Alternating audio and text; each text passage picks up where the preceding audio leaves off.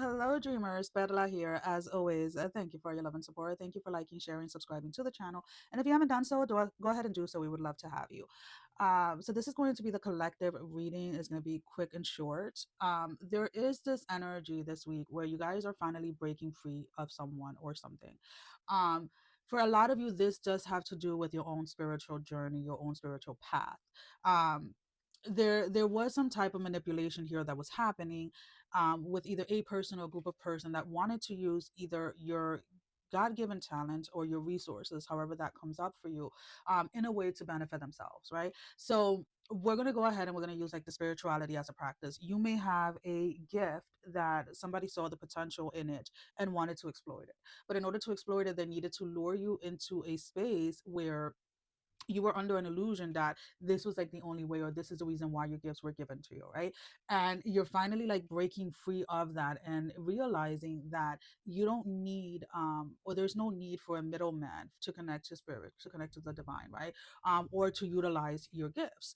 And for those of you that, and again, I feel that for those of you that this is not spiritual, like part of your spiritual journey, is going to be a very small group of you where there may have been somebody at work or using it was like somebody at work using you to get ahead is what I'm picking up. It's this energy of wanting to harness someone else's gifts or someone else's like given talent for their benefit. Now, what do I mean by that? That tends to happen through a set of manipulation tactics, right? Where um that's really like the only way that I can say it is a manipulation tactic where you're manipulated into focusing your energy or focusing your gifts on a specific like either ritual or a specific spiritual practice, and alienating everything else, right? So, and again, do not come at me if you are religious. I'm just using this as an example, right? So when you convert to any specific religion, there are structurals, right, within that grid, right? There are rules or things that need to be followed within that structure, right? And you're not supposed to deviate from it, right? So, and it's the same thing within certain spiritual practices, right? Where there is a structure, there's a hierarchy, and there, there's a structure that that needs to be followed, right? And that's kind of like what I'm picking up, where somebody saw the potential in you, like with your gifts or etc., and somebody wanted to right away take you under their wing, but the way that it was done, it was in a manipulated way in order to for them to get ahead on their own, right? So maybe somebody says is learning how to channel or whatever, right, within a specific area, right, like spiritually, within groups or whatever, and you have been channeling all your life, and it's not something that you had to practice, it was not something that you needed to like learn or anything, it's just something that happens automatically, right, for you. Like you didn't have to set the intention, you didn't have to open up yourself in order for it to happen, and somebody saw that, and they maybe have groups or they hold certain things where they talk about channeling and this and that, and then it's like they're coming to you to get the answers, and then they are using your answers or your channeling to build their brand. Does that make sense? But in all of this, you're kind of like behind the scenes, but you've been manipulated to believe that that is your role. You get what I'm saying? I don't know if I'm losing you. If I am losing you, I'm sorry. But that is the way that the energy is coming up. Like somebody really, and and as difficult as it may be to accept, somebody did use you or manipulated you in a way that they were benefiting from it.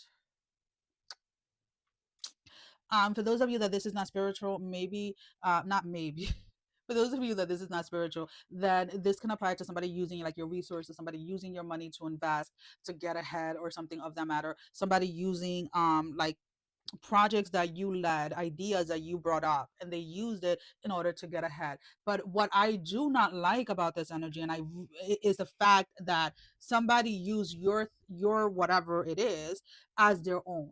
So they never gave you credit for it. So this kind of reminds me. There was a story that I heard about somebody that was selling like spells or all of, and they were selling spells and things like that, but they were buying it from someone else like on Etsy, and the spell were working because the person that was originally doing them knew exactly what she was doing, but the person that was selling them had no idea. And somehow the original person found out, and it was like a whole big thing, right? But the middle person really had no powers of their own, right? They had no authority when it came to that spiritual aspect that they were trying to play out, but they were using someone else's given talent. They were using someone else's education, someone else's practices, someone else's ritual, and putting it off as their own. And that's kind of like the energy that I'm seeing here, where somebody tried to manipulate you. For some of you, you fell for it, even if it was for a short period of time. But for others of you, it's like you're coming out of that space, whether it is that you fell for it or whether it was this space where some of you were asking yourself, like, why is it that I'm trying to walk this path and I'm still meeting these energies, right?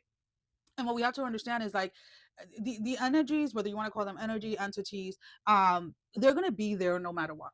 They're going to be there no matter how evolved, how awakened you feel you are, and all of this. It is about learning to coexist with them in a way that you don't fall for their traps. Does that make sense? It is a way of coexisting with them in a playing field that is even for all of us. So we have the Tower here, we have the Ten of Cups. So there is this sense again of a lot of you waking up to this. What I am going to invite you to do during this time is to not get stuck um in that I should have known better, I should have seen this coming. Because again, a lot of you are going to try to beat yourself up over falling for this energy, over falling for the manipulation, etc. And I want you to instead look at this as a lesson so that you can learn to recognize these energies again, right? We're the goal here is to learn to recognize these energies before they even try to enter our energetic field, right? You can smell them, you can taste them, you can hear them, you can sense them from 10 miles away, right? And and that's kind of like what this whole episode in your life, let's put it this way, this whole season of this manipulation that happened was about for you, if you so choose to see the lesson within it, right? And you're being asked um, to continue on showing up for your own spiritual practices and continue showing up for your own spiritual journey without allowing this experience to hold you back, without allowing this experience to hinder you. Because again, some of you were even doubting or have started to doubt as to why these gifts were given to you, or why you were born in a way that something came so naturally. Okay. And remember that you don't need a middleman or a middle person to connect to spirit, to connect to the divine. Use these readings, like, these readings that I do, the other tarot readers that you follow, etc., as nothing more than confirmation for what it is that you already know. Because that is really what we're doing here. We are confirming something that has already ignited inside of you. We are confirming that voice, whether it is like, hey, pay attention to this, or hey, you're walking into the season, etc., etc. So, as your closing message, we have the number 26, gathering around the power of community. There is great power in community. There is an amazing there's this amazing essence when it comes to community. And unfortunately, when we are first walking down this path, consciously, like choosing to, we may fall into areas or into connections that are not really for our highest goods, if that makes any sense. And there's nothing wrong with that. What I want you to understand is that every connection that you have is for a reason. Every person that you meet, every interaction that you have, everything is interconnected. And when you start to look at life like that, it is no longer of like, why is this happening to me? Why is it I'm always attracting this? Why is it I'm always attracting that? Instead, look at it, this is happening for me. Where is it what is it I need to address? What is it I've been avoiding? Why have I been hiding? Why have I been this? Why have I been that? And it's like when you start to realize that literally, like, when you connect with people, you are connecting with people that are in the same frequency that you are in. So and I know that some of you are going to get upset over this, but you may have been in the manipulating energy yourself, and it may have came out in a different form, right? You may have been manipulating yourself into believing that, that you had to walk this path by yourself. And how could you do that? By the storylines that you told yourself, right? Or the storylines that other people told you. Again, we come into alignment with what frequency we are in, whether we consciously know what that frequency is or not, right? So if I find a pattern in my life where I am meeting people that are deceiving, right? and it's like left and right for like an entire week. Every single person I meet is deceiving in one way or another. I'm not gonna sit there and be like, oh my God, spirit, why are you putting all of these people around me? I'm gonna be like, wait, F this. What am I deceiving myself in at this moment? Like, what am I being deceitful with when it comes to myself, right? This is not even about anybody else, right? This is about myself. Like, am I being deceitful when I'm telling myself I'm gonna do this and then I don't show up or I don't do it? Or like, let's say if I have like a workout written down, right, and I don't do it, but I still cross it off as if I did it, that's being deceitful, right? And it's like these little things that sometimes we overlook. And we are so unaware that just that little thing puts us in a frequency that we've been trying to walk away from, or puts us in a frequency that we don't want to be in.